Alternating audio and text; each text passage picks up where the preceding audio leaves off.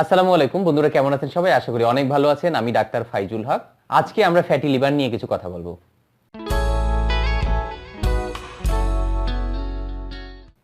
বন্ধুরা, fatty liver হচ্ছে লিভারে যখন অতিরিক্ত চর্বি জমে যায়, 5 থেকে 10% যখন চর্বি জমে যায় এক্সট্রা, তখনই আমরা কিন্তু ফ্যাটি লিভার বলি। ফ্যাটি লিভার হচ্ছে একদম আধুনিক যুগের রোগ। আধুনিক যুগের রোগ কেন বলছি? যে একটা সময় আমরা কিছু কিছু রোগ সম্পর্কে পরিচিত ছিলাম না।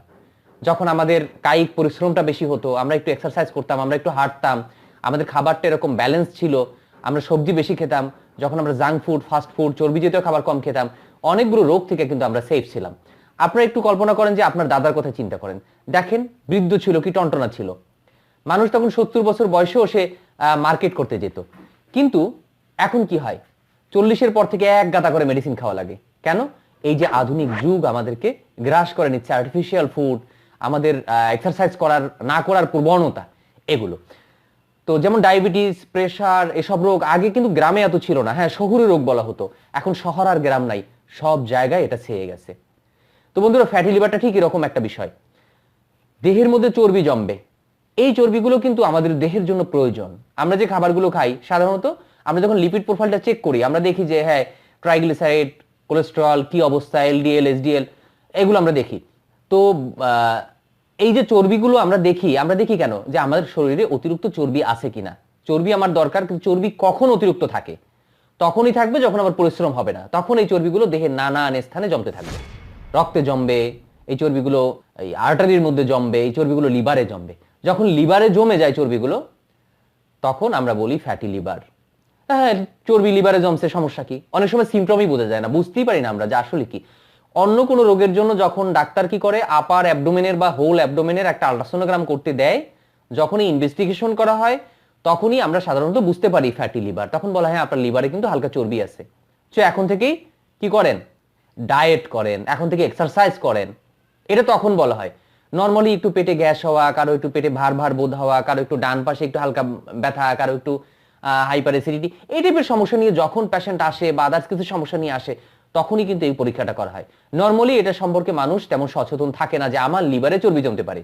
আচ্ছা বলি, আমি কেন লিভারের চর্বি নিয়ে ভিডিওটা করলাম? এ কারণে যে আমরা যদি সচেতন হই, তাহলে আমরা যদি নিজেদের ভালো রাখতে পারি, প্রথম যাদের ফ্যাটি লিভার আছে, প্রথম অবস্থায় তারা সেফ থাকতে পারে।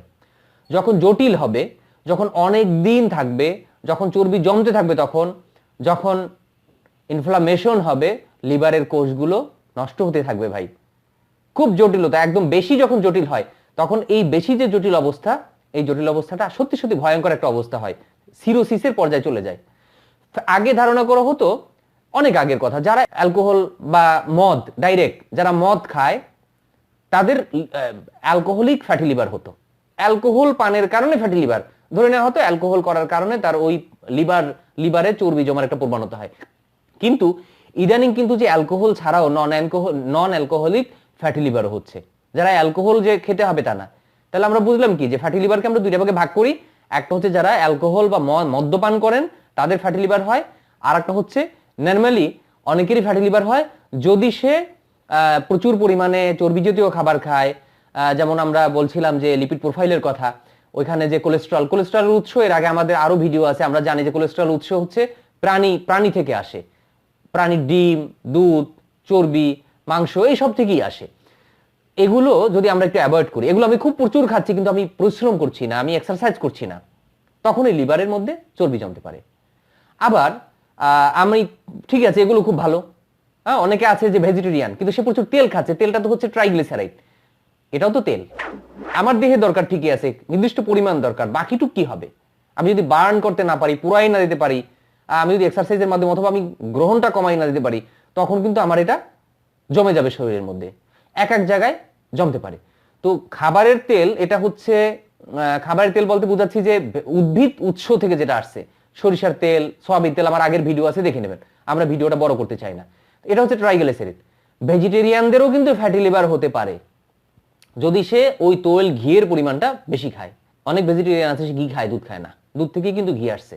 এখানে আমাদের জটিলতা হতে পারে যদি আমরা সতর্ক না থাকি, সচেতন না হই, আমরা যদি এটাকে ঠেকিয়ে না দিতে পারি, ভবিষ্যতে আমার লিভারের বড় মারাত্মক প্রবলেম হয়ে যেতে পারে। আমরা কিভাবে ঠেকাবো এটা বলি। কি কি কারণে হয় আমি বলে দিলাম। চর্বি জমে যায়, আমরা চর্বিযুক্ত খাবার খাবো না, হয়ে গেল।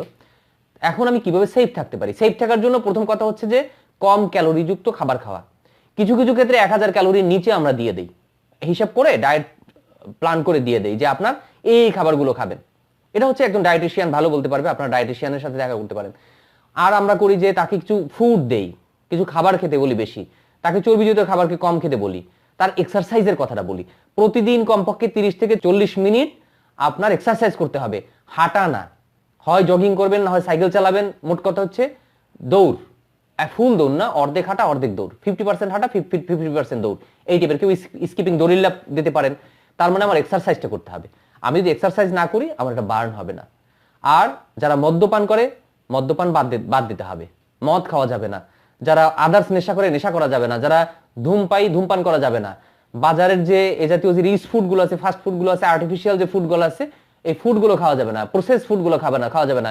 চিনি ভয়ঙ্কর একটা জিনিস। চিনিকে বলা হয় হোয়াইট পয়জন।